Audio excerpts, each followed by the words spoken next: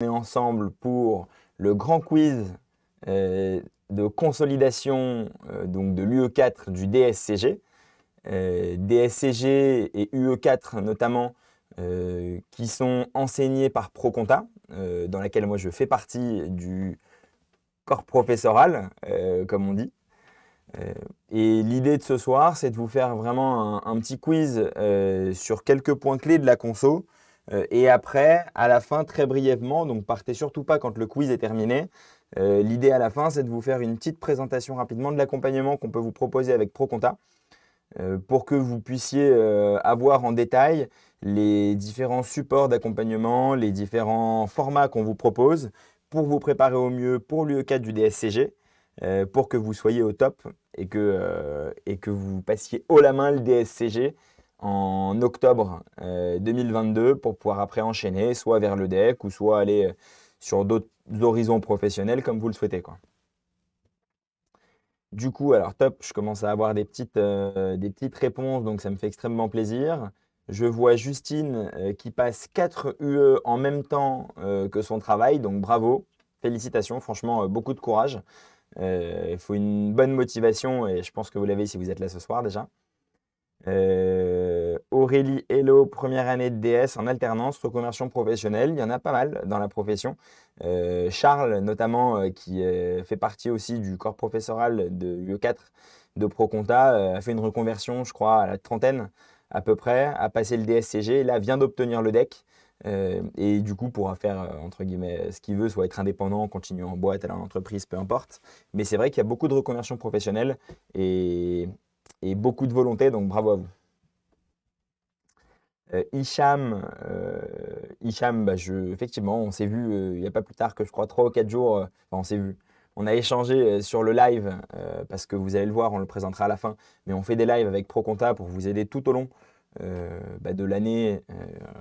On vous aide à vous préparer en amont de l'épreuve en faisant des cas pratiques, en corrigeant les cas pratiques et en échangeant sur ces cas-là pour que vous puissiez essayer de lever le maximum de problèmes en termes de questions, de sujets sur des points clés, des techniques spécifiques de calcul. Dans le cadre de la conso, ça arrive pas mal.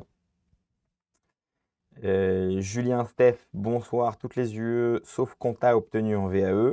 Ok, donc toi tu es là pour le plaisir et peut-être pour voir à la fin ce que propose ProConta.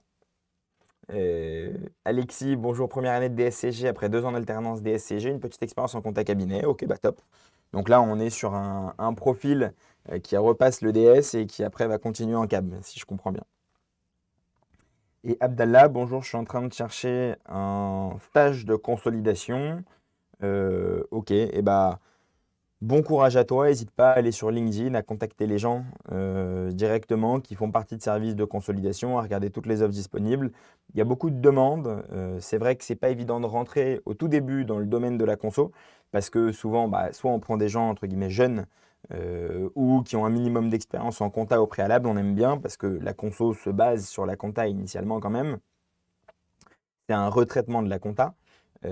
Mais une fois qu'on rentre dedans, c'est vrai que c'est une voie dans laquelle il y a beaucoup de débouchés parce qu'il y a beaucoup de besoins. Et c'est une voie qui globalement fonctionne assez bien parce qu'on est sur des postes assez intéressants avec des rémunérations plutôt dans la fourchette haute par rapport à l'expertise comptable traditionnelle. Donc c'est une voie qui est très très intéressante, la consolidation. Donc quand même, je suis inscrit pour l'UE2, UE4, et bah, bon courage. Je pense que ça va le faire. Johnny, pareil, je repasse l'UE4. Cette fois-ci, ce sera la bonne, surtout si tu bosses avec ProConta, il n'y a aucun doute sur le fait que tu vas cartonner. Deuxième année DSCG, faire repasser l'UE4 cette année. Et bah, Emeline, comment ça s'appelle? Ça ne tient qu'à toi de repasser l'UE4. Et si on peut t'aider à la passer de la meilleure des manières, pareil, c'est un grand plaisir. Je vois qu'on est déjà, on a dépassé les 50, ça y est, les prévisions sont dépassées. Les prévisions, bien évidemment, de ProConta, les prévisions de la police annonçaient 20 personnes, donc comme quoi, il ne faut pas pas toujours écouter la police. Euh, je vous propose de démarrer. Et encore une fois, si vous avez des questions, si vous avez des sujets, n'hésitez surtout pas à nous les poser dans le chat pour qu'on puisse y répondre. Et donc, typiquement, du nouveau sur l'inscription avec le CPF qui ne fonctionnait pas, et ben ProConta va vous répondre en direct parce que je vous avoue que moi, je ne sais pas. mais eux pourront vous aiguiller à 100% sur ce sujet. Donc en intro, avant de démarrer sur le quiz et rentrer dans le vif du sujet, je voulais rappeler quelques points clés sur la conso, aussi bien sur la matière que sur l'épreuve. Premier point, si on recontextualise la conso dans l'UE4 du DSCG, c'est vrai qu'il y a un élément clé quand on regarde tout simplement au niveau de l'état du siècle, les fiches préparatoires du DSCG, on voit que c'est la matière qui nécessite le plus d'heures de révision. C'est le chapitre le plus dense, qui plus est, qui est devenu encore plus dense depuis qu'on l'a un peu mélangé avec le programme d'IFRS, qui s'est séparé mais qui est à la fois très proche de la conso. Donc c'est un programme qui est assez volumineux, qui nécessite beaucoup de révision et qui n'est pas quelque chose de, comment dire, de littéraire ou où il va y avoir besoin d'une plume, d'une prose. C'est quelque chose qui est très technique, avec des techniques spécifiques, et c'est ce que je mets dans le point 3, hein, des techniques spécifiques et des processus à assimiler. Ça fait le lien avec ce que je dis, enfin ce que je disais précédemment, c'est qu'on est vraiment sur une matière très processée. Il y a un mode opératoire, 4 principales étapes, on peut les séparer en 5 si on le veut, qu'on va voir normalement après, rapidement. Ces étapes, il y a des techniques spécifiques en fonction des étapes. Chaque étape a un mode opératoire spécifique avec des calculs à connaître, des techniques d'ajustement à connaître. Souvent, on est sur des ajustements sur la préconso, le retraitement de préconso ou les opérations d'élimination intragroupe, par exemple. Et donc, le fait de connaître ces techniques, ça ne va pas suffire. Il va falloir s'entraîner, faire des exercices, des cas pratiques, des entraînements, des lives, enfin pas des lives, mais des DSCG blancs, des épreuves blanches pour pouvoir s'entraîner de la meilleure des manières pour faire en sorte d'être le plus prêt possible le jour J. Et donc, comme je vous le dis, le maître mot, entraînement. Pas de miracle. Donc, justement, pour faire le lien avec ce que je vous disais, 4 principales étapes, entre guillemets, dans la consolidation. Un programme qui est en soi assez simple sur le papier, même s'il y a beaucoup de volume à l'intérieur. Premier point, tout ce qui est le cadre de la consolidation. Comment fonctionnent les référentiels? Quels sont les référentiels? Quelles sont les notions de groupe? Quand est-ce qu'on considère qu'on a un groupe consolidé? Et donc, quand est-ce qu'on doit faire de la conso ou quand est-ce qu'on n'est pas obligé d'en faire? Et la réglementation liée aux référentiels et aux notions de groupe. Qu'est-ce qu'on va devoir faire si on fait partie des sociétés qui sont considérées comme un groupe consolidé et qui vont devoir réaliser des comptes consolidés? C'est quoi l'obligation au niveau réglementation? Quel type de référentiel on va devoir utiliser? Qu'est-ce qu'on va devoir produire et comment on le fait, à quelle date, de quelle manière? Tous ces éléments-là, c'est le cadre de la conso. Ensuite, on a tout ce qui touche au périmètre de consolidation. Donc une fois qu'on rentre dans le détail, on va avoir les différentes sociétés qui vont faire partie de ce groupe consolidé. Quelle méthode on va utiliser pour la consolidation? Pour savoir la méthode utilisée, il faut au préalable connaître le mode de contrôle, la méthode de contrôle, intégration globale, proportionnelle ou pas. Bon, on en rediscutera un petit peu pendant le quiz, mais normalement, c'est des éléments qui doivent vous parler un petit peu. Bien distinguer tout ce qui est contrôle et intérêt. Deux choses, j'allais dire complètement différentes, pas complètement différentes, ça dépend des cas, mais qui peuvent être différentes, en tout cas avec des règles qui ne sont pas forcément les mêmes, donc à avoir en tête, très important. Troisième partie, processus de conso, là on est dans le gros du sujet, les retraitements, pré-conso, etc., opération élimination intragroupe, analyse d'écart d'évaluation, écart d'acc, goodwill, badwill, et partage des capitaux propres, une fois qu'on a fait tout ça. Et après, éventuellement, un peu de variation de périmètre, même si c'est ce qui est moins courant sur les cas pratiques, mais qui existe pour autant assez fréquemment en pratique. Parce qu'en pratique, il y a des nouvelles sociétés qui sont intégrées, il y en a qui sont cédées, il y a des augmentations de participation. Les groupes de sociétés vivent, quoi, tout simplement. Et pour finir, quatrième partie du programme, qui est moins abordée sur la partie théorique, donc on va dire durant les révisions et durant l'examen. C'est vrai que c'est des sujets qu'on aborde moins en général. Tout ce qui est documents de synthèse, bilan, compte de résultats, tableau de flux de trésorerie, etc., etc. En théorie, on les voit moins, mais c'est important de les connaître en pratique parce que si on veut bosser dans la conso, il y a quelqu'un là qui disait je veux faire un stage en conso, c'est bien de savoir quels documents on doit avoir à la fin et qu'est-ce qu'on doit intégrer dans ces documents. Parce que comme on va les produire, il faut qu'on soit capable de le faire. Ou si jamais on veut les contrôler, qu'on se pose d'un point de vue commissariat aux comptes sur les comptes consolidés, il faut de la même manière être capable de les auditer et donc savoir ce qu'on est censé avoir à l'intérieur.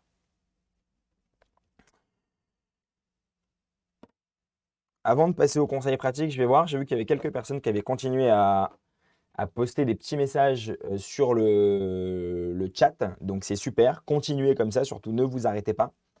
J'ai Amandine qui dit cet après-midi, ce n'est toujours pas débloqué par la CDC.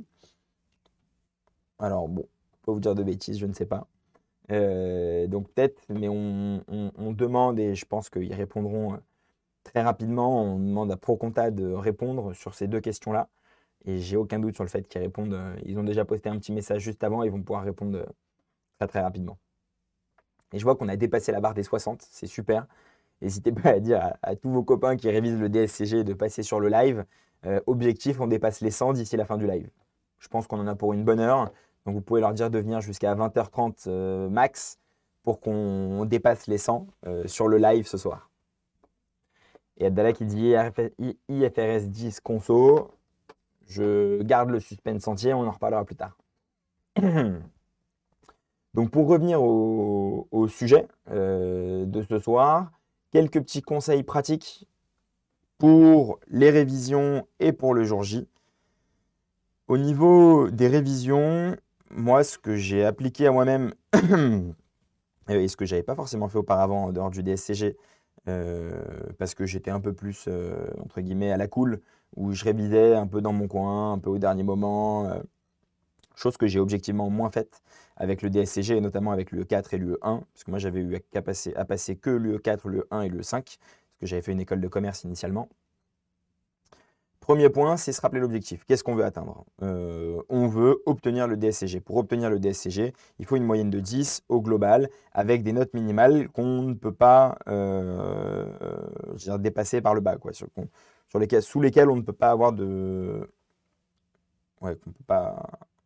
Je sais pas les mots, c'est pas grave. Donc, des notes minimales à avoir plutôt. Voilà, tourner comme ça. Donc, l'idée, c'est de se dire qu'à minima, idéalement, c'est bien d'avoir au moins 10 par matière pour ne pas se dire on a des points de retard. Et si jamais il y a des matières où on a 8,5, 9 sur les matières les plus dures et qu'on est capable de se rattraper par la suite, eh ben, il n'y a pas de souci. Donc déjà, c'est important de structurer sa réflexion là-dessus. Et donc de se dire à partir de ça, combien j'aimerais avoir idéalement en conso pour au moins valider le DSCG. Là, je parle juste de la validation.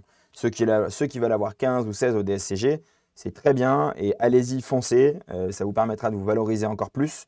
Et en aucun cas, je dis qu'il ne faut pas ne pas avoir cette mentalité, mais c'est plus à minima, l'objectif, c'est de valider, donc d'avoir au moins une moyenne de 10 et d'avoir les notes qui vont bien pour pouvoir avoir 10 en moyenne. Donc ça, c'est premier point, l'objectif. Deuxième point, anticiper les révisions. Ça veut dire quoi anticiper les révisions? Ça veut dire que ce que vous faites ce soir déjà à venir, ou du moins à assister à un live à 4 mois, si je ne me trompe pas, 4-5 mois. On est en juin, juillet, août, septembre, octobre. Ouais, à 4 mois à peu près de l'examen, c'est très bien. Ça permet d'anticiper. Et ce qu'il faut, c'est qu'au sortir de ce live, j'espère que vous l'avez déjà un peu fait, de commencer à réviser, mais c'est de se mettre dans les révisions intensives, dès maintenant. Juillet, août, c'est des mois où en général on a un peu plus de dispo, soit parce qu'on travaille et qu'en général juillet, août c'est un peu plus calme, ou soit parce qu'on est en études et que pareil, dans ce cas-là, on est carrément en vacances. Donc profitez, se mettre à fond sur la révision, quitte à faire un peu moins de vacances. Moi, c'est ce que j'avais fait. Je m'étais octroyé des vacances quand même, mais il y a une semaine de vacances sur laquelle j'avais mon bouquin de l'UE1 et je me faisais des fiches, 2 heures par jour, et je me bloquais 2 heures par jour pour me faire des fiches. Et donc en anticipant les révisions, en fait, on va être beaucoup plus tranquille et serein quand on va approcher de l'épreuve parce qu'on maîtrisera les sujets et on sera capable de se concentrer plus en détail sur les sujets qu'on a du mal à maîtriser. Premier point. Enfin, deuxième point plutôt. Troisième point, apprentissage théorique, exercice pratique. C'est bien de connaître le cours, mais ça ne sert à rien si on ne le pratique pas et qu'on ne fait pas des cas. Donc la méthode, c'est quoi? C'est je fais du cours, je fais un cas, je fais du cours, je fais un cas, je fais du cours, je fais un cas. Dès que je vois que je maîtrise le cours, je fais que des cas, que des cas, que des cas. Et dès que je vois que je bug sur une partie du cas, je reprends le cours pour bien le remaîtriser. Et après, c'est une mécanique qui devient une habitude.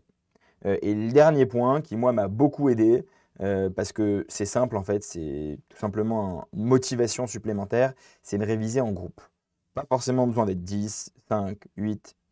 Moi, je révisais enfin, au minimum à 2 avec une collègue de l'époque. Moi, j'ai passé le DSCG quand j'étais encore enfin, je venais d'arriver en cabinet et je le passais en parallèle de mon démarrage en cabinet en CDI. En candidat libre. Et en gros, je révisais à fond tous les soirs avec ma collègue. On se posait de, je dirais, 19h à 21h, 21h30, parfois 22h quand on avait la motivation. Et on bachotait, on bouquinait, on révisait, on faisait des exercices. Et on faisait ça pendant, je sais pas, on a fait ça au moins 1 mois et demi, 2 mois avant l'examen, tous les soirs, pour être sûr de bien maîtriser le sujet et d'être à l'aise le jour J. Et pareil, je crois, on a fait de la session intensive 3 semaines avant les épreuves. On s'est dit, OK, on se bloque 2, 3 semaines intensives où on fait que réviser à fond, on fait que ça. Et on allait tous les jours à la bibliothèque de 10 à 18, je crois, ou de 10 à 19, en fonction du moment du moment auquel on craquait. Parfois, on le disait, il y en a un qui partait à 17h30, il disait, OK, j'en ai marre, ou je sais pas, j'ai un verre avec des copains ou autre. Et on restait au moins, on va dire, minimum 6, 7 heures à la bibliothèque sur les 2, 3 dernières semaines pour bosser à fond et être sûr de bien maîtriser tous les sujets.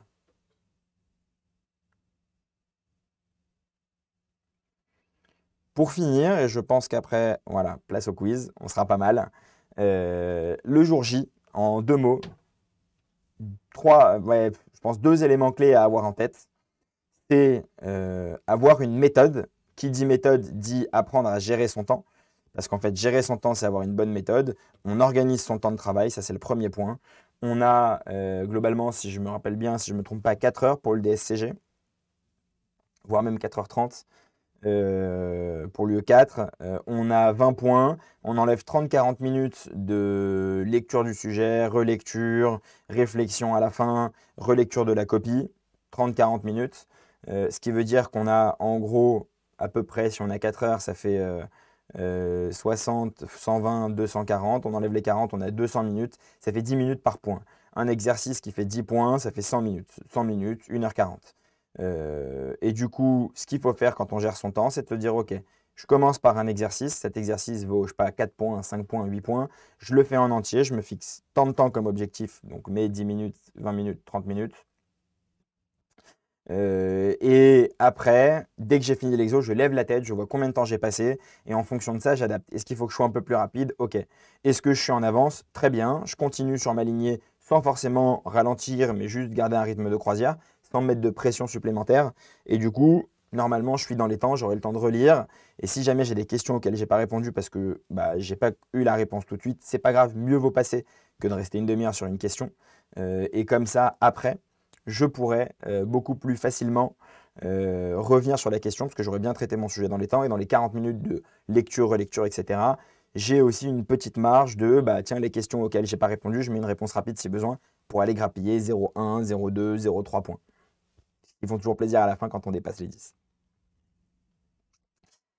Et donc ça fait le lien. En fait, on a fait les 3 en 1, les 3 en 1. Méthodique, efficace, gérer son temps et traiter la totalité du sujet. C'était ce que je vous disais à la fin. L'important, c'est de balayer au maximum le sujet. Mais ne pas rester bloqué sur une question. Ça veut dire quoi? Ça veut dire que je prends un exercice qui fait 5 points, et je réponds aux 4 premières questions. La 5e, j'ai du mal à y répondre.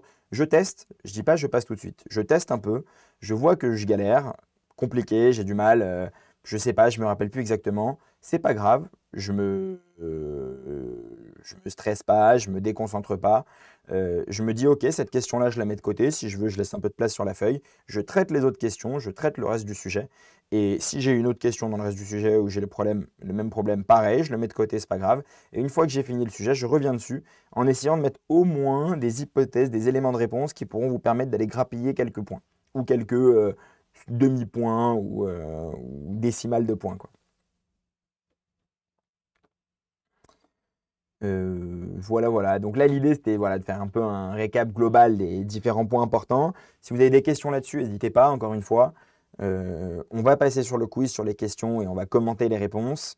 Et après, soit en parallèle, vous avez des questions sur le quiz avec grand plaisir, ou soit vous avez des questions en dehors et n'hésitez pas à les poser. Et Amandine, une très bonne idée de dire est-ce que des personnes veulent réviser en groupe à Paris. Je crois, si je ne me trompe pas, que Proconta a un WhatsApp avec les personnes qui révisent avec Proconta, qui ont souscrit à Proconta pour la révision. Et du coup, pareil, ça peut faciliter les révisions en groupe. Et alors, Abdallah, tu me fais une question en anglais. Je t'avoue que, ouais, je la relirai peut-être à la fin éventuellement, mais on va d'abord se concentrer sur le quiz. Si tu veux la traduire en français, n'hésite surtout pas. Non pas que je sache pas lire l'anglais, mais qu'il me fasse un peu plus de concentration pour la lire, la comprendre et répondre. Donc on va d'abord faire le quiz. Si tu me la fais en français, je la lirai. Et, et après, au pire des cas, à la fin, je regarderai. Et donc, je consacre mes vacances en août pour réviser. J'espère avoir 10 pour les deux UE. En toute transparence, si tu fais que août pour réviser, tu peux les avoir, mais il n'y a rien de garanti. Parce que si tu prends UE1, UE4, c'est des programmes très denses. Et donc, si tu fais que août pour réviser, ça va être bien, mais déjà, tu vas risquer d'oublier quelques éléments d'ici à octobre, parce que c'est fin octobre. Je sais plus, c'est fin ou début octobre. Comme quoi, je passe plus les épreuves, ça va pas. Mais je crois de mémoire que c'est fin octobre, je vais regarder. Mais du coup, il vaut mieux continuer à réviser après. Et idéalement, c'est bien de se préparer un peu en amont. Comme ça, en août, tu vois déjà si tu es à l'aise ou pas et si tu as besoin d'être encore plus intensif après, quoi.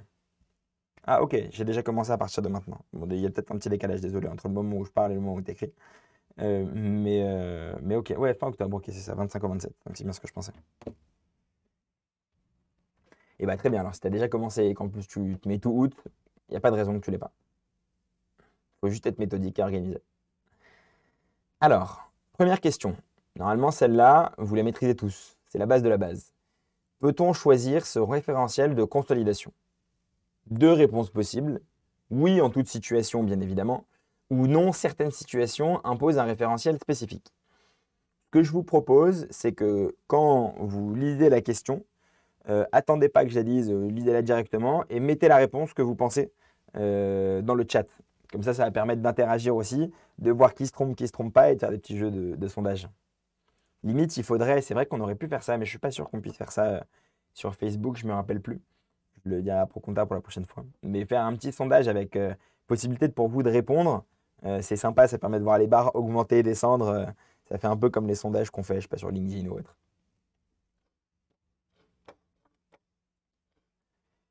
Et ben, je vois que vous êtes assez unanime, tous sur la réponse 2. Magnifique. Vous avez entièrement raison. Certaines situations imposent un référentiel spécifique, et c'est le cas notamment pour les IFRS. Si on est sur des sociétés cotées sur des marchés réglementés, on n'a pas le choix que de faire comment ça s'appelle? De faire des comptes consolidés en IFRS. C'est une obligation. Donc on n'a pas le choix du référentiel. Pour les autres situations, si on n'est pas sur un marché coté réglementé, on peut choisir, du moins sur les boîtes ou les groupes français, de le faire en ANC 2020-01 ou en IFRS. Bien évidemment, les IFRS ne s'impliquent pas aux comptes individuels, aucune possibilité, c'est uniquement sur les comptes conso qu'on peut éventuellement utiliser les IFRS. Et petit dernier point, je sais que parfois on bug dessus. Pour rappel, Alternex n'est pas un marché réglementé. À l'époque, Alternext Paris, c'était Euronext Paris aujourd'hui. Mais c'était à l'époque, ce n'est plus le cas aujourd'hui. Et aujourd'hui, quand on parle d'Alternext, on ne parle plus de Euronext Paris. Et donc, Alternext n'est pas un marché réglementé. Donc, si la société est cotée sur Alternext, il n'y a pas d'obligation de réaliser ses comptes en IFRS. Donc ça, très important. Les sociétés cotées doivent obligatoirement. Attention, ouais, ce n'est pas que les sociétés cotées, c'est les sociétés cotées sur un marché réglementé. Cette partie-là est très importante.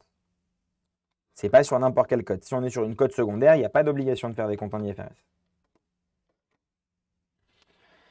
J'ai Margot qui demande si on aura un corrigé détaillé. Eh bien, ma chère Margot, si je ne me trompe pas, tu avais un petit message. Voilà, pour télécharger le support du live de ce soir ici, ta pro contact a mis un petit message avant, quinzaine, vingtaine de minutes. Et du coup, les réponses sont sur le support. Il y a les réponses sur le support. Il faut faire la consolidation selon la norme IFRS 10. Ah, Abdallah, on verra après ça. Je vois que tu aimes beaucoup la norme IFRS 10. Si tu veux, on pourra te faire un poster de la norme IFRS 10 pour pouvoir l'afficher chez toi et la connaître par cœur de A à Z. Deuxième question. La détermination du pourcentage de contrôle diffère en IFRS et en normes françaises, donc en ANC.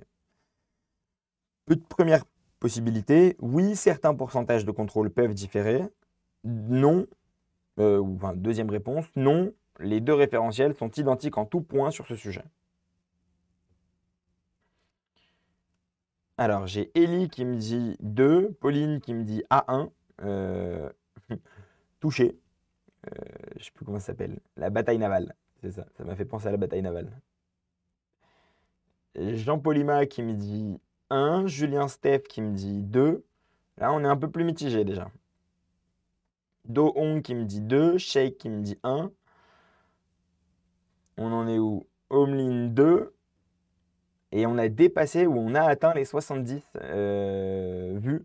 C'est magnifique. Continuez à dire à vos copains de venir. Je pense qu'on peut aller dépasser les 100 ce soir. J'ai entièrement confiance en vous.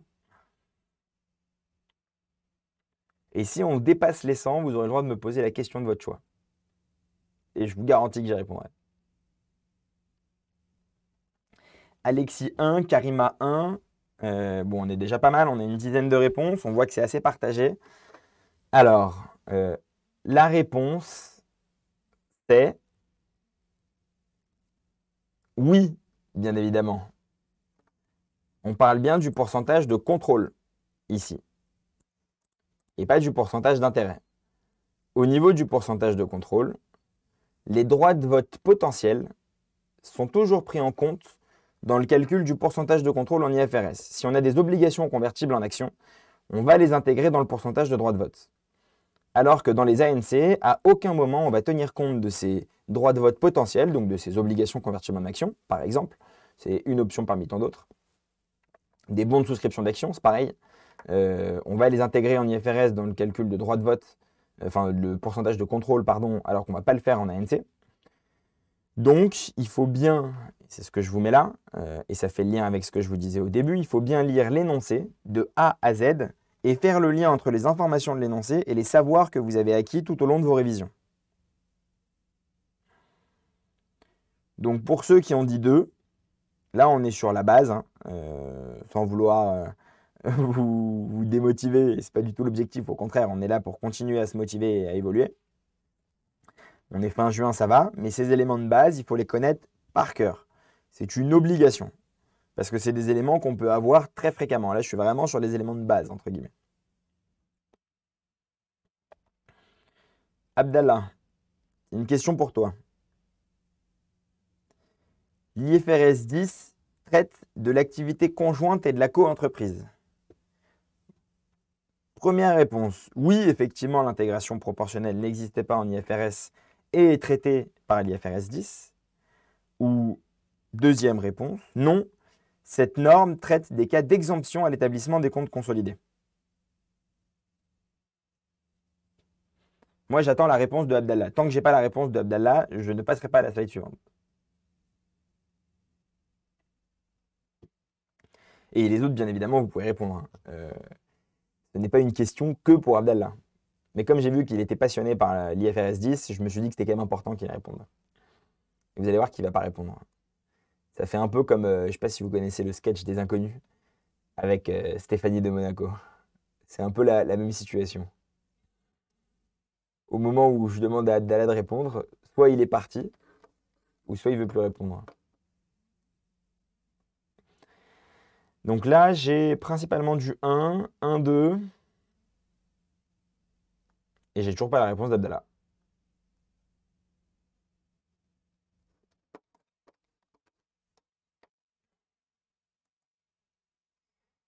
Pauline, IFRS 11, partenariat qui renchérit et qui en plus argumente sa réponse. Sheikh Tidiane 1, Eli 1, Omlin 1. Voilà, on a tous les principaux participants. Là, j'ai repéré le beau noyau dur, quinzaine, vingtaine de participants qui sont à fond. Ça me fait extrêmement plaisir. Je pense que vous avez quasiment tous répondu. Et c'est aussi l'objectif du quiz de ce soir, hein, c'est de vous piéger de temps en temps. C'était effectivement un piège. Pauline n'est pas tombée dans le piège. Bien évidemment, l'intégration proportionnelle n'existe pas en IFRS, mais ce n'est pas traité par l'IFRS 10, c'est traité par l'IFRS 11. Pourquoi j'ai fait exprès de vous mettre un piège comme celui-là? C'est parce qu'on peut vous poser des questions le jour de l'examen sur des normes IFRS. On vous dit à quoi correspond la norme IFRS 3. Et dans ce cas-là, on va peut-être vous aiguiller un peu, mais parfois on ne vous donnera pas forcément des éléments qui vont vous aiguiller pour savoir à quoi correspond la norme. Et donc il faut être capable de savoir à quoi correspond la norme. Les principales, IFRS 6, IFRS 16, IFRS 9, IFRS 10, IFRS 3, IFRS 11. Les principales normes IFRS que vous voyez dans les examens dans les bouquins de préparation, qui sont en lien en plus avec la conso, sur tout ce qui est retraitement, comme l'IFRS 16, sur tout ce qui est location par exemple. Tous ces éléments-là, il faut les connaître, il faut savoir à quoi correspond cette norme IFRS. Comme ça, si jamais on vous pose la question, c'est trop facile Abdallah, je vois que tu as répondu, mais après. J'aurais préféré, moi je m'attendais à ce que tu répondes tout de suite, je suis hyper déçu. J'ai une petite larme qui coule. Du coup, oui, je disais, très important de les connaître et de les maîtriser parce qu'on peut vous poser des questions dessus. Et donc ça, c'est vachement important de savoir comment répondre et ça va vous donner des points en plus. C'est là où vous allez gratter des 0,5, 1, 1,5 sur des questions comme ça qui vont vous permettre de monter sur la note, quoi. Et c'est ce qui va vous permettre d'avoir des super notes et de faire un carton sur l'épreuve. Donc, IFRS 11, activité conjointe co-entreprise. Petit slide juste après en rappel avec une présentation que j'aimais bien, que je trouvais intéressante, que vous pourrez reprendre si vous voulez. Et l'IFRS 10 traitait justement des cas d'exemption dans le cadre des normes IFRS, cas d'exemption d'établissement de compte consolidé. Il y a deux cas, deux principaux. Ça, bon, c'est la même chose que si on est en compte French. Si jamais l'entité qui détient les entreprises est elle-même filiale d'une boîte qui fait de la conso, et ben, ce n'est pas celle-là qui va faire la conso. Le palier de conso sera au-dessus. Ça, on est à l'aise. Et la deuxième, c'est que si on est sur une boîte d'investissement, un fonds d'invest par exemple, une société de gestion, une gestion d'actifs, ces boîtes-là, on ne va pas les considérer comme des groupes consolidés, on va les considérer comme des sociétés d'investissement sur lesquelles on ne va pas avoir besoin de faire de compte conso. Et par contre, si on veut avoir la valeur en IFRS de la boîte, on va actualiser la valeur des titres à leur juste valeur. C'est des titres de participation sur lesquels on estime avoir une plus-value plus tard et pas juste avoir un groupe consolidé au niveau industriel. Et c'est là où c'est important de bien comprendre le principe de conso. C'est que le principe de conso, c'est d'avoir une vision économique d'un groupe d'entreprises. Qui dit vision économique dit chiffre d'affaires consolidé parce qu'on considère que c'est une seule et même société. Alors que quand on est un fonds d'investissement, moi j'échange pas mal avec des fonds d'investissement dans le cadre de mes activités professionnelles, les fonds d'investissement très souvent sont assez généralistes. Ça arrive qu'il y ait des fonds spécialisés, mais ils vont avoir des activités aussi bien sur du génie industriel que sur de l'agroalimentaire, que sur de l'informatique, de la cybersécurité, du loisir. Et donc, si on regarde d'un point de vue économique, ces sociétés-là, ce n'est pas des sociétés qui sont un groupe consolidé, parce que les sociétés, en dessous, les filiales, entre guillemets, même si on est, actionnaire majoritaire, parce qu'il y a des fonds qui font des LBO ou autres avec de la prise de participation majoritaire. Donc, en soi, on est censé être un groupe consolidé, parce qu'il y a une entité qui détient en dessous des entités à plus de 50%, donc de manière majoritaire. Mais il n'y a pas de réalité économique au niveau du groupe. C'est des entités complètement indépendantes et l'objectif du fonds d'investissement, c'est d'investir sur une certaine durée, de faire une cession, de céder à peu importe, soit au management, soit à d'autres fonds d'investissement avec des LBO primaires, secondaires, tertiaires, ou à recéder à des industriels, peu importe. Mais l'objectif, c'est de faire une plus-value à horizon moyen terme et pas d'avoir un développement stratégique sur un groupe consolidé avec toutes les sociétés qui font partie du portefeuille du fonds. Donc ça, c'était pour la partie investissement. Et sur l'IFRS 11, donc rappel de l'IFRS 11, je vous ai mis ce petit slide-là que je trouvais assez intéressant, qui vous permet de comprendre est-ce qu'on est sur une activité conjointe ou sur une co-entreprise.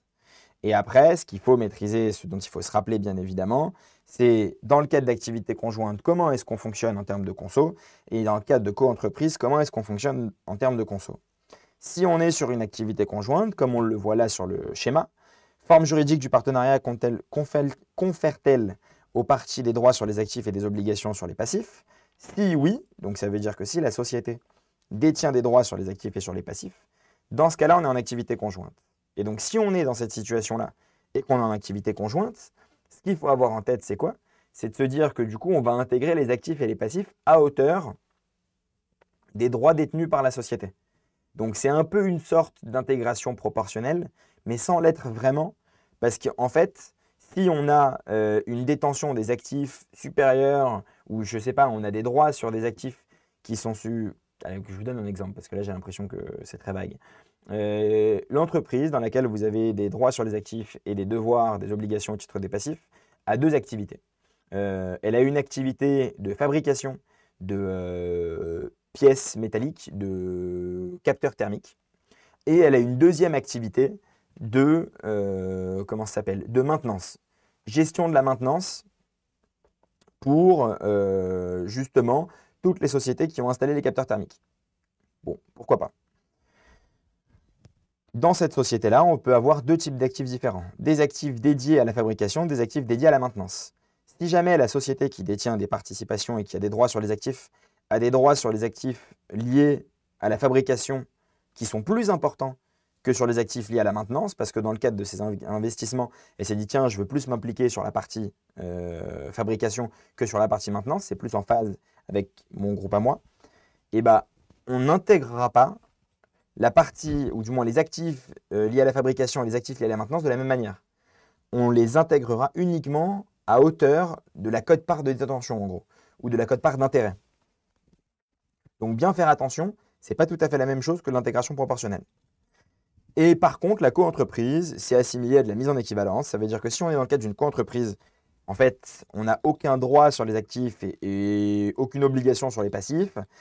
Et en fait, c'est plus une prise de participation, excusez-moi, sur laquelle on va actualiser la valeur des titres. Donc c'est assez... Co-entreprise, c'est similaire à de la mise en équivalence, quoi.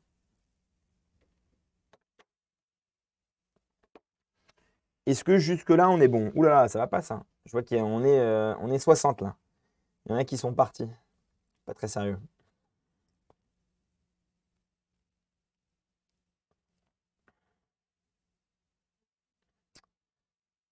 Est-ce que vous êtes toujours là? Est-ce que vous êtes à fond? Est-ce que ça se passe bien? Est-ce que vous avez des questions? N'hésitez pas à continuer d'interagir. Et du coup, on en profite pour passer à la nouvelle question du quiz. Les titres autodétenus sont pris en compte dans le pourcentage d'intérêt et le pourcentage de contrôle. Petit 1, oui, bien évidemment. Les titres sont considérés comme des titres à part entière, les titres autodétenus. Ou petit 2, non, tu racontes n'importe quoi, Julien. Les titres autodétenus sont considérés comme nuls et ne sont pas pris en charge dans le calcul des différents pourcentages. À vous de choisir.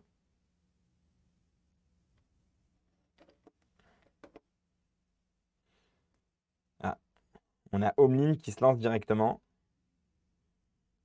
Ellie qui la suit.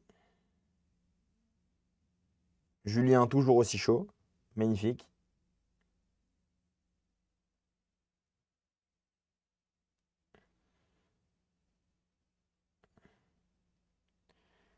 Et bah, j'ai l'impression qu'on a une sorte de consensus.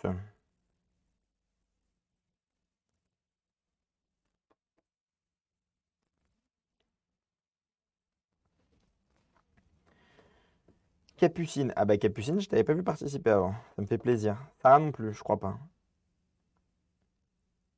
Aurélie, je suis pas sûr non plus. Après, peut-être que je dis une bêtise, hein, mais ça me fait plaisir de voir des gens qui participent. C'est toujours plus sympathique. Et bah, vous avez raison. On va pas faire durer le suspense plus longtemps. Non, bien évidemment, les titres autodétenus ne sont pris en compte à aucun moment dans le calcul des pourcentages de contrôle et d'intérêt. Donc, bien faire attention à ne les intégrer nulle part. Très très important.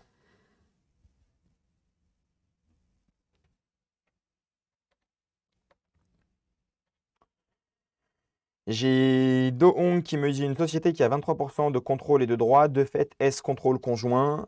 Non, de fait, c'est pas contrôle conjoint. Et c'est justement là où il faut vérifier. C'est est-ce que dans le cadre de ton contrôle et de tes droits à 23%, tu as vraiment un droit sur les actifs et une obligation sur les passifs? Parce qu'en fait, si tu réfléchis d'un point de vue, essayez de réfléchir de manière pratique. Je sais que c'est pas forcément évident dans le sens où on n'a peut-être pas l'habitude de faire ça tous les jours et vous êtes peut-être encore étudiant pour certains et donc vous avez moins le recul de l'expérience professionnelle. Mais ce qu'il faut se dire, c'est que toutes ces règles-là, elles sont liées à un environnement professionnel et un environnement économique.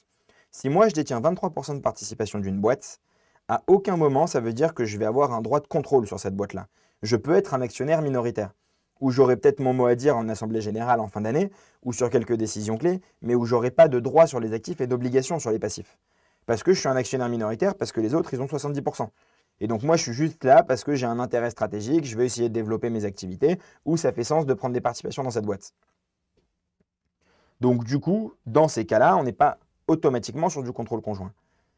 En gros, quand on est en dessous des 50% et quand on est au-dessus des 15-20%, en général, allez, on va dire 10-15%, il faut se poser la question de est-ce que je suis en contrôle conjoint ou est-ce que je suis en co-entreprise?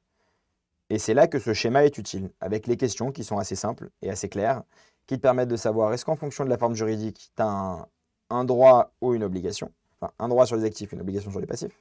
Est-ce qu'il y a éventuellement des accords contractuels, si jamais on a une forme juridique indépendante?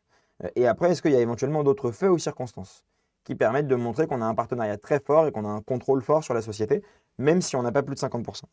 Dans ce cas-là, on est en activité conjointe.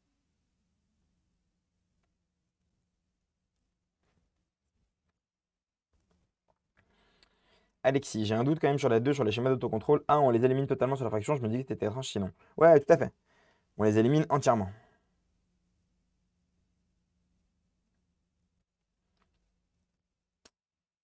De ongle sur annexe, c'est marqué le droit à décision en plus. Ouais, tout à fait. Tout à fait, tout à fait. Ensuite, on passe à tout ce qui est méthode de consolidation. Dans le cadre de l'intégration globale, les actifs et les passifs sont repris pour leur totalité dans les comptes consolidés. Petit 1, oui, des intérêts minoritaires sont constatés au passif des comptes consolidés. Petit 2, non, les actifs et les passifs sont repris à hauteur du pourcentage de contrôle.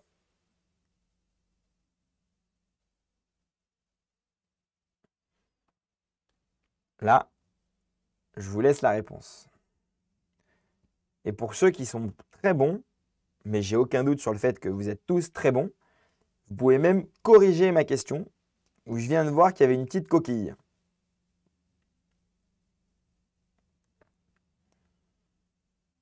Et là, si vous corrigez ma coquille, c'est que vous êtes des brutes. Et que c'est sûr que vous allez réussir l'épreuve. Ça ne veut pas dire que si vous ne la corrigez pas, vous n'allez pas réussir l'épreuve. Hein. Loin de là. Mais c'est que vous êtes vraiment des machines qui avaient une vision sur tout en plus, quoi.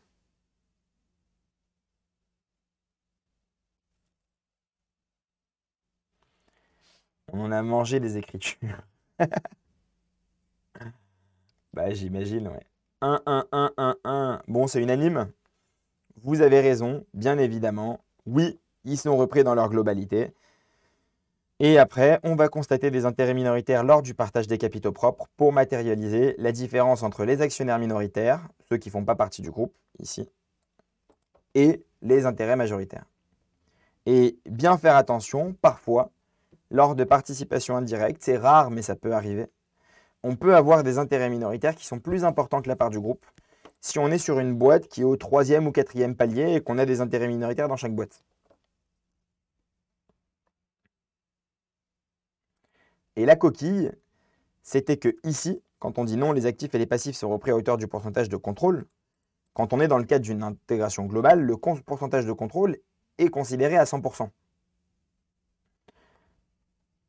Donc du coup, si on considère un pourcentage de contrôle global à 100%, et bah dans ce cas-là, enfin non, c'est pas tout à fait vrai, non, je vous dis une bêtise. C'est plus, si jamais on a un pourcentage de contrôle supérieur à 50% dans une boîte, on considère qu'elle est transparente au niveau de l'analyse du contrôle.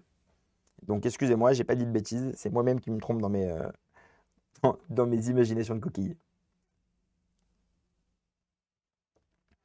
Ensuite, là on passe au retraitement. Il n'existe qu'un seul mode de fonctionnement pour chaque retraitement.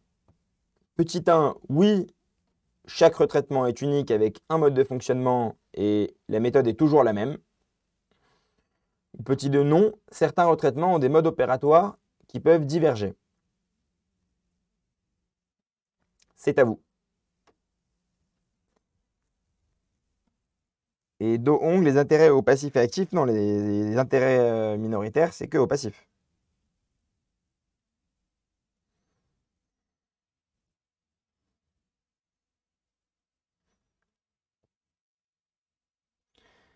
Alors là, j'ai du 2, 2, 2, 2, 2, 2, 2, 2, 2. Est-ce que j'ai du 1 ou pas? Non, j'ai pas de 1.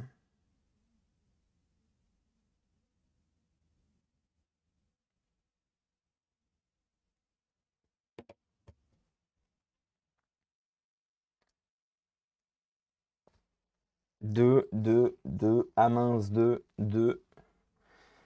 Et bien, sans plus tarder, vous avez tous raison, bien évidemment.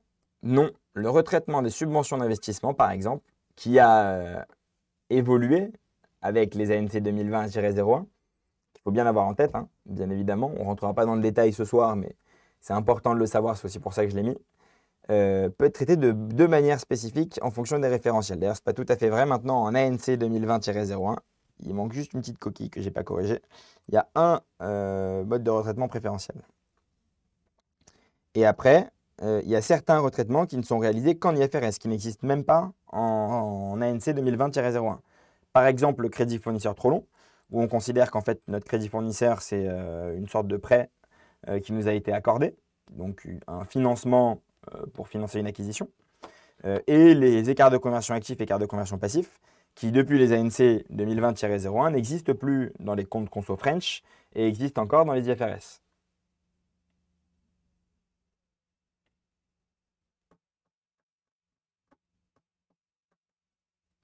Bon, Do Hong, tu as commencé la révision, mais il faut s'y mettre à fond là, hein. Mais c'est bien, c'est bien. C'est le début des révisions. Et sinon, tous les autres, top. Ce serait drôle, et je demanderai à ProCompta pour voir si on peut faire ça. La prochaine fois, je pense qu'on peut organiser un truc comme ça, où vous pouvez répondre, et comme ça, à la fin, vous connaissez votre score. Et vous savez, j'espère que vous avez gardé un peu votre score à vous pour savoir où vous en êtes. Si vous avez, je ne sais plus combien j'ai mis de questions, 10, 15 ou 20. Si vous avez 15 sur 15, 20 sur 20, ou si vous avez quelques éléments à avoir en tête. Donc, autre question sur les retraitements. Les retraitements de préconsolidation génèrent toujours des impôts différés. Première réponse, oui, bien évidemment. Toujours un impact résultat. 2, non, certains retraitements ne génèrent pas d'impôts différés.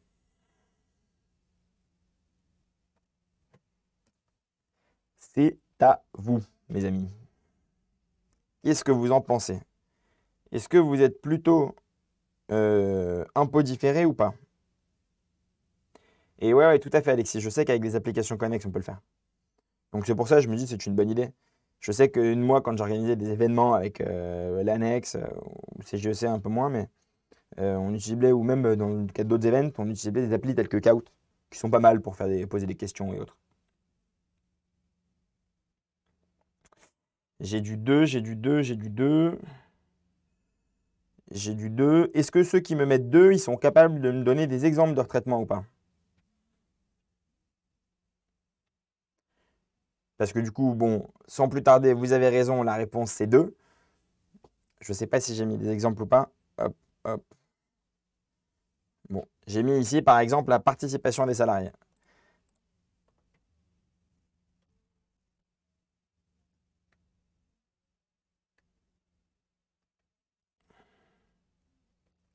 Dette, créance entre entités. Alors, attention, les dettes et créances entre entités, ce n'est pas des retraitements de préconsolidation. Ça, c'est bien faire attention. Alors, c'est bien, parfait, de répondre à ce genre de retraitement. Il faut bien avoir en tête que, je ne sais pas si j'ai la craie. Normalement, je peux le faire là. Voilà. J'ai d'abord mes retraitements de préconso. Ensuite, j'ai la combinaison, donc on va dire l'addition. des comptes.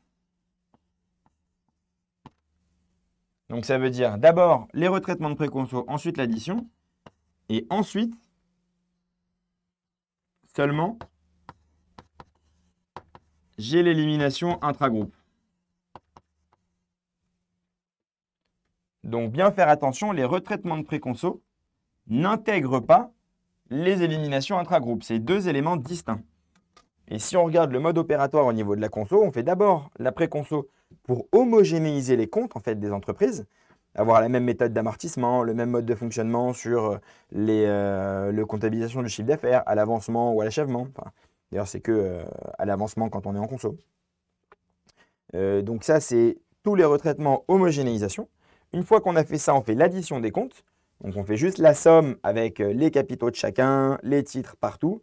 Ensuite, on fait l'élimination intragroupe, l'élimination des comptes créances clients, dettes fournisseurs, compte de charges, compte de produits. Et après, on fait les écarts d'évaluation, écarts d'acquisition pour retraiter la valeur des titres. Et après, on fait le partage des capitaux propres. Donc bien faire attention, quand on parle de retraitement de pré-consolidation ici, on ne parle pas des éliminations intragroupes.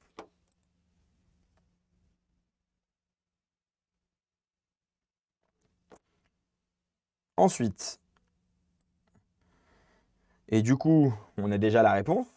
Et vous voyez, là, je parle bien d'opérations de consolidation ou d'élimination intragroupe, si on préfère.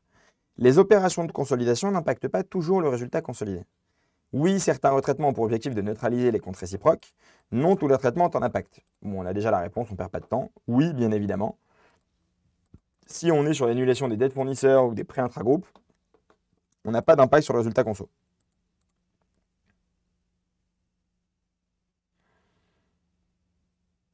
Ensuite, technique de consolidation, même si c'est quelque chose qu'on voit un peu moins. Il n'existe qu'une seule technique de consolidation des comptes. Oui, tous les groupes consolident leurs comptes avec la même méthodologie. Non, il existe différentes méthodes de consolidation pour les groupes de sociétés. Là, je parle de ça. Cette partie-là.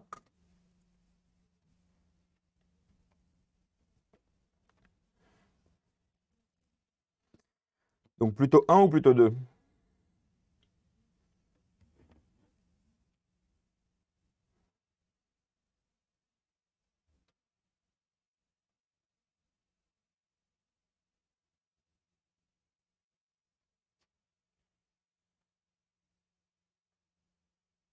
Alors, j'ai du 2.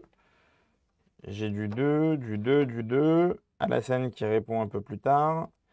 Les dividendes internes, les écarts d'acquisition, les écarts de conversion, les éléments incorporels. Il n'y a pas que ça, Alassane. Et ce n'est pas des retraitements de pré-conso. L'écart de conversion, ce n'est pas un retraitement de pré-conso. 2, 2, 2, 2, 2, 2, 2. Et bien, vous avez raison. Il y en a deux. Il y a deux techniques. Il n'y en a pas trois. Il y a la consolidation directe, qui est beaucoup plus simple dans la pratique. On consolide tout d'un coup. Ou la consolidation par palier. Consolidation par palier, c'est quoi? C'est... Attendez que j'efface ça.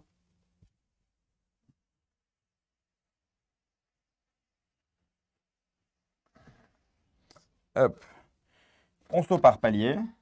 J'ai une holding avec une filière A, une filière B. Je suis dans l'agroalimentaire. Là, j'ai ma filière poisson. Là, j'ai ma filière viande. Ici, dans ma filière poisson, j'ai du thon, du saumon et de la lotte. Et ici, dans ma filière viande, j'ai du canard, du poulet et de l'agneau. Si je fais une consolidation directe, je prends tout ça et je vais l'intégrer directement dans les comptes là-haut, d'un coup. Donc beaucoup plus simple dans la pratique. Je prends tous les comptes, je le fais d'un coup. Si je fais par palier, je vais prendre tous ces éléments-là que je vais remonter ici, tous ces éléments-là que je vais remonter ici, et ensuite, je vais prendre ça que je vais remonter ici. Quel est l'intérêt de la conso par palier? C'est que du coup, j'ai une vision ici, consolidée de toute ma branche poisson. Et là, une vision consolidée de toute ma branche viande. Et après, je remonte et j'ai une vision consolidée globale. Donc, palier meilleure vision des branches du groupe, même si on peut le faire d'une autre manière, si on le souhaite. Et de manière générale et même en pratique, la technique de consolidation la plus utilisée, c'est la consolidation directe. Et c'est ce qu'on voit quasiment partout aujourd'hui. Je pense qu'on ne vous interrogera pas trop sur la consolidation par palier. Mais c'est bien de le savoir. Ensuite, là, on rentre sur des sujets encore plus techniques. L'écart d'évaluation provient de deux possibilités. Soit la différence entre la valeur réelle des actifs et passifs de la société et la valeur comptable, donc valeur réelle et valeur comptable, ou soit d'un surplus payé lors de l'acquisition des titres de la société en lien avec des avantages futurs espérés ou des synergies avec le groupe acheteur. Donc, entre guillemets, une sorte de survaleur payée. Alors, qu'est-ce que j'ai? Abdallah qui me dit 2, Théo 1, Pauline 1, Karima 2. Ah, là, j'en ai dans les deux sens. Julien 1, Margot 1, Alexis 1, Léa 1, Kevin 1. J'ai l'impression que le 1 commence à l'emporter. Jean-Paulima 1. J'attends toujours... Où est-ce qu'elles sont mes copines que j'ai vu participer tout à l'heure? J'étais content. Ah bah, c'était il y a trop longtemps. Alassane 2, Dohong 2 qui viennent équilibrer. On équilibre les débats. Alexis qui vient argumenter. Évaluation égale différence de valeur réelle, valeur comptable. Iman 1. Et c'est effectivement la réponse 1. Ah, c'est Sarah. Et il y avait une autre aussi. Autre que Sarah.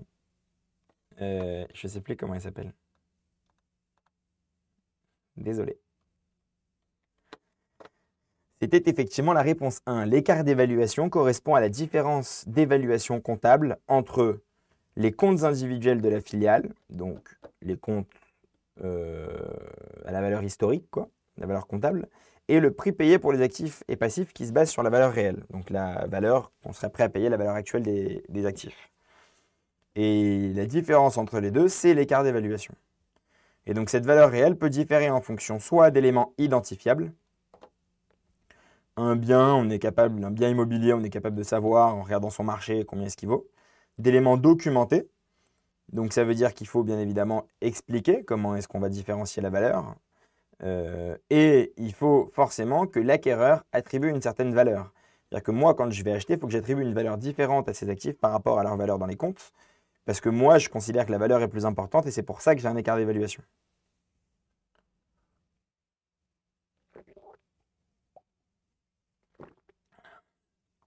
Et Alexis qui me dit sinon, c'est écart d'acquisition. Oui, tout à fait. Sinon, on parle d'écart d'acquisition. C'est pour ça qu'il y a écart d'évaluation. C'est les éléments identifiables actifs-passifs avec une survaleur, avec un prix, une valeur réelle et une valeur comptable, la différence entre les deux. Et le surprix payé, complément de prix, entre guillemets, payé pour une boîte, c'est ce qu'on appelle l'écart d'acquisition. Et j'ai pas compris, Alassane, ta question. Le 1 est soit un bon, un boni ou un mali. Pas compris. Je veux bien que tu me le répètes ou que tu me l'expliques dans d'autres termes pour que je puisse te répondre avec grand plaisir. Ah, Pauline, elle n'a plus le temps, là, ça y est, elle est partie. Le goodwill complet est une notion qui existe en IFRS. Petit 1, oui, il existe le goodwill complet et le goodwill partiel selon les IFRS. Petit 2, non, il n'existe qu'un seul et même goodwill pour toutes les sociétés consolidées en IFRS. What do you think? C'est pour toi, Abdallah, celle-là.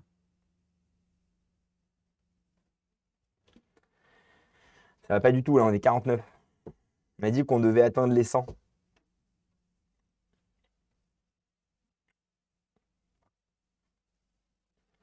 1, 1, 1. Oula, ça a l'air assez unanime. 1, 1, 1, 1, 1, 1, 1, 1, 1. 1, j'espère avoir de bons souvenirs. J'espère que tu as de bons souvenirs également. IFRS 3 révisé. Bravo, Jojo. Aurélie. Ah, voilà, c'est Aurélie qui a répondu tout à l'heure. Olga. Eh bien, vous avez tous raison. Bien évidemment, oui. C'est la réponse 1. Et c'est quoi la différence entre les deux? Le goodwill complet intègre à la fois la part des minoritaires. Enfin, en fait, dans le goodwill complet, on a en plus de ça, en gros, la part des minoritaires dans le goodwill qui est intégrée. Et donc, on intègre la part des minoritaires à hauteur de la juste valeur dans la filiale. Ça veut dire qu'on considère que les minoritaires ont aussi acheté une partie du goodwill. Et donc, on a rajouté un goodwill pour les minoritaires. Et cette notion n'existe pas au sein des normes françaises. Ça, on le sait. L'écart d'acquisition, il y en a un seul. Il n'y a pas d'écart d'acquisition complet et partiel. Je pense qu'on arrive bientôt au but. Il doit rester 2-3 questions. L'écart d'acquisition et le goodwill sont traités de la même manière. Oui ou non? C'est assez simple. 1, oui, 2, non.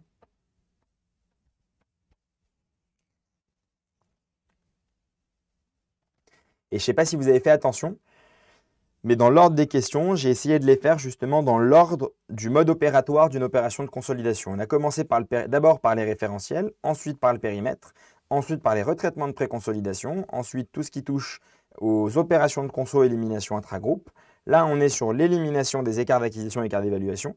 Et donc normalement, je vous avoue que je ne me rappelle plus de toutes les questions par cœur, normalement, juste après ça, on va passer rapidement sur le partage des capitaux propres. Alors, 2, 2, 2, 2, 2. Abdallah qui me dit 1. Est-ce qu'on en a d'autres? Non, vous avez raison.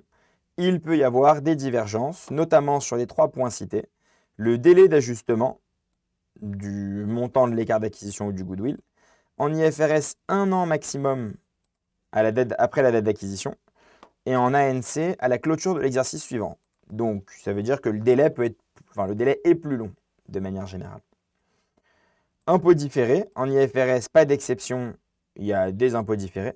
En ANC, exception sur les actifs incorporels non cessibles indépendamment. Par exemple, la marque. Si on n'est pas capable de céder le goodwill ou du moins l'écart d'acquisition de manière indépendante, on ne mettra pas d'impôt différé dessus. Ensuite, amortissable ou pas.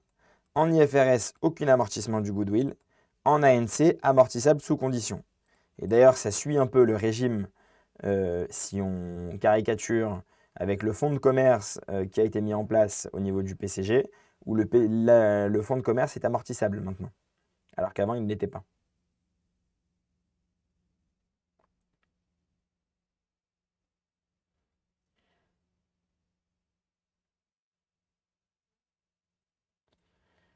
Alassane, du coup, non, il y a des distinctions. C'est pas traité forcément de la même manière. Mais oui, l'écart d'acquisition, c'est en ANC et le goodwill, c'est en IFRS. Ensuite, bah voilà, vous voyez ce que je vous avais dit. Le partage des capitaux propres est réalisé sur les titres mis en équivalence. Oui ou non? Est-ce que le partage des capitaux propres est fait de la même manière avec des titres mis en équivalence qu'avec les autres méthodes de consolidation?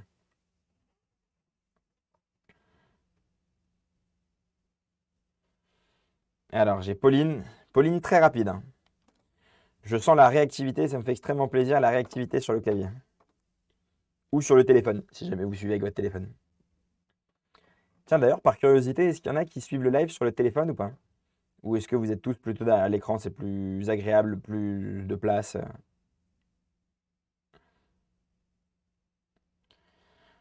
2, 2, 2, 2, 2, ça m'a l'air assez unanime. On va pas perdre de temps. Vous avez raison, c'est la 2. Quand on est dans une mise en équivalence, on va ajuster la valeur des titres au niveau du bilan des comptes consolidés, mais on ne va pas faire un partage des capitaux propres. Donc c'est bien ce qu'on dit. Valeur initiale des titres est éliminée et on substitue la quote-part détenue sur la situation réévaluée de la société.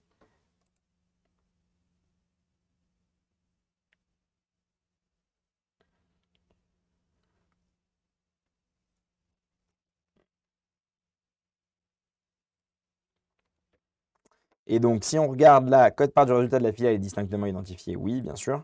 Les écarts avec le coût d'acquisition des titres modifient les réserves consolidées du groupe. Donc, si on a un ajustement de l'écart, enfin, si on a un écart d'acquisition sur l'acquisition des titres mis en équivalence, ça va impacter les réserves du groupe. Et donc, ouais, c'est marrant. Il y a une majorité de téléphones, en fait, j'ai l'impression. Principalement du téléphone et un petit peu d'écran. Mais plus de téléphone que d'écran. Ok, bon, c'était juste pour savoir.